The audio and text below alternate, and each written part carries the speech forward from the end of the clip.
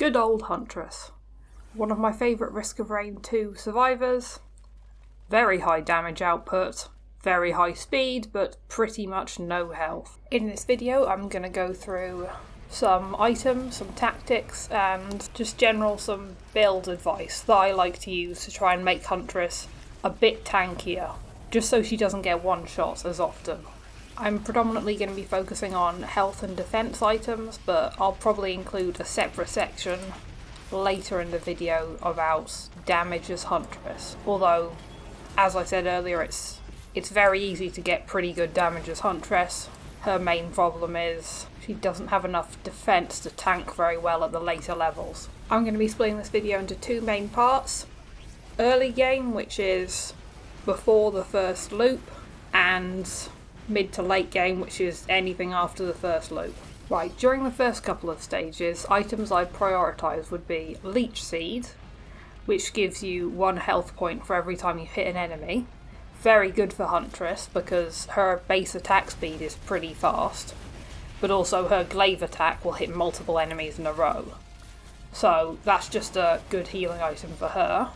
I'm quite a fan of using the personal shield generator, which gives you, I think it scales on level of about 25 health points of just shield, which recharges when you're out of danger. One of the things with Huntress is it's better to sort of try and not get hit at all when you're playing her, rather than reduce the damage of the hit. So ideally, if you're playing Huntress, you don't want to be getting repeatedly hit. You sort of, maybe someone catches you off guard, gets like one hit at you, but then you want to run away with your blink styles or just your high movement speed and go kite a bit until your health regenerates. Even with a pretty good defense build for her, she still can't take that much sustained damage, so I would recommend after being hit once or twice ducking out. Tougher times, obviously, to reduce the amount of time she's attacked. Additionally, tougher times would help a lot on bleeding effects, because if Huntress gets attacked with bleeding effects, you can't really outrun those, which is an issue. So, bleed or fire from enemies quite often kills me as Huntress. Items that increase movement speed for Huntress are also good. Goat's hoofs and those energy drinks, both to increase her movement damage. You can try and stay out of combat far enough. Topaz brooches are an item I think's pretty key for any character at any stage of the game. It's one of my favourite items in the game. Gives you a temporary barrier when you kill an enemy, which is very nice, works very well with the Huntress's glaives. You can kill several enemies in a shot and then just have a fair amount of defense.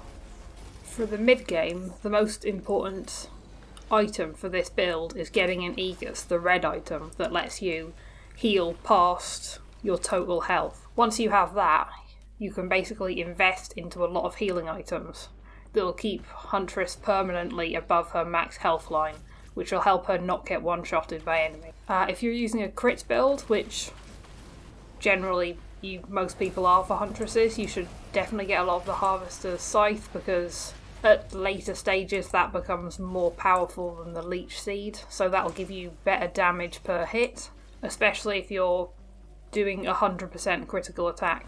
Rose shields are also important. Huntress is, I think to my knowledge, the only survivor that can attack while sprinting. So basically when you're playing Huntress, there's no reason to not be constantly sprinting.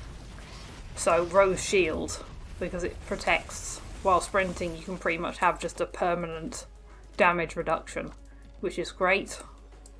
Of course, more tougher times. I think tougher times are pretty much always great until you have about 10, 11, 12 of them. Their effectiveness kind of caps out over time. And I'd also focus on some berserk and predatory instincts just to keep your movement speed up. Depending on how long you're planning to make the run go on for, I would also advise taking an infusion or two.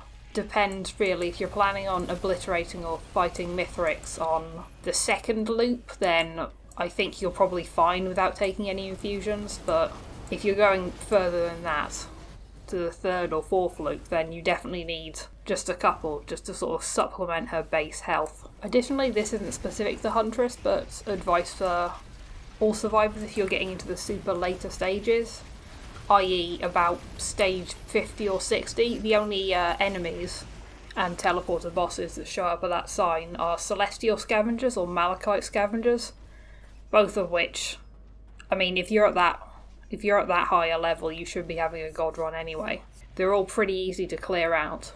I've found that the only thing that's actually a threat to you at those later levels is the Friendship Alloy, the secret boss on Siren's Call level. That thing somehow can still kill you very quickly on higher levels.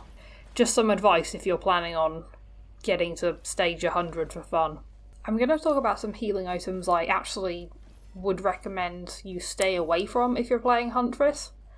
The first is Medkit, the item that gives you 5% of your max health on being hit, and stacks 5% with every single upgrade. Just because, as I stated earlier, your goal as Huntress is to avoid being hit as much as possible. Even with all these health items, being hit maybe 6 or 7 times will still kill you. It's much better to focus, your effort and your time on getting different healing items, the ones I mentioned earlier, Leech Seeds, Harvester's Scythe, Rose Shields, whatever, than medkits. The next is Lepton Daisy, which releases a healing wave around the teleporter event. My reasoning for this is, generally if you're playing Huntress on teleporter, you're probably not going to be close enough to the actual teleporter base to receive the effects of this healing. And again, the healing is usually better in the early game, but in the late game you should be getting enough healing from your Leech Seeds and your other items. Another one, Myodern. It releases little tendrils that saps health from nearby enemies. For obvious reasons, if you're Huntress, you're a long distance fighter.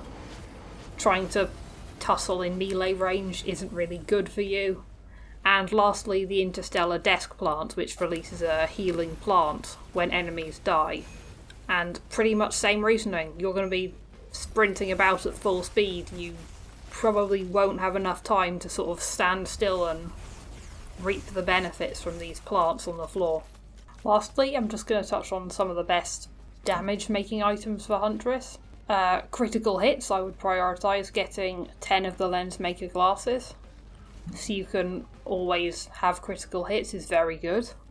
Does of course help with healing as well, but Shatter Spleen is probably one of the best items for Huntress in my opinion. It's the boss item from the Giant Imp.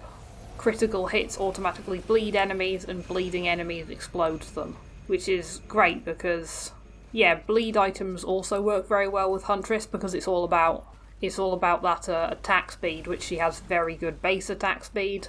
So Shatter Spleen essentially allows you to not have to pick up any tri-tip daggers, so you can have 10 white items to invest into something else, which is very useful.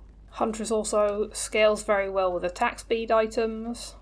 Backup magazines are very good. Her Glaze Boomerang thing is definitely her strongest attack, and if you have enough backup magazines you can just constantly spam that attack and kill everything. Just essentially any on-hit items are great for Huntress. Anything that causes damage that can stack really works for her. Some items that I found don't work for her, Kajaro's and Runald's Band, her basic attacks usually aren't strong enough to activate the effect, so I found it's only her Raining Arrows attack that can actually make Runald's Band activate. I mean, it's fine, it's still an item. It's not like actively awful, but it doesn't activate often enough for Huntress. So I wouldn't recommend that you really prioritise getting Kajaro's or Runald's Bands. I feel crowbars are kind of hit and miss for Huntress. If you're going to have crowbars, you need to have a lot of them. 'Cause just having 1 or 2 doesn't really do it, but if you have like 15 crowbars, it does let you one-shot a lot of the enemies. Especially a lot of the wisps in later stages. The old guillotine sorta helps in the later stages as well. If you match the old guillotine with a lot of crossbows, you are able to one-shot quite a lot of the minor enemies. Usually beetles and wisps you can one-shot, the larger enemies not so much, but it still does quite a lot of damage to them. In conclusion, if you want to play Huntress successfully in the later levels, you really need to focus on her survivability a lot. Get Aegis if you can. Focus on getting her temporary barriers, and then just keeping those temporary barriers maintained. Whether it's through Topaz Brooch, healing over your max with Aegis, personal shield generators, whatever. Just get something that adds on to her base health, and that'll really improve your playing. Thank you for watching.